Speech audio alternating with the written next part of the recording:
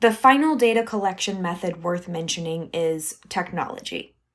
Some of the other methods, like crowdsourcing and surveys, rely on technology, but here we're talking about the data that is produced by the technology people use to do their jobs. Some companies track the routes their drivers take, for example, to increase efficiency. Other companies track the online activity of its call center employees to help them better address customers' needs. The good news is that most technology automatically produces this data, so there is very little involvement in our part.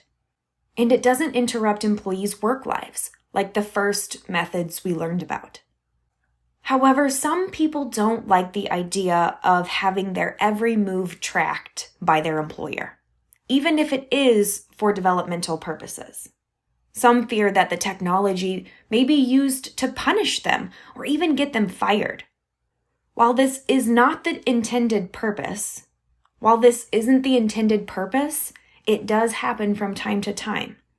This issue will continue to generate controversy, I'm sure, in the coming years, as technology continues to play a big part in our work.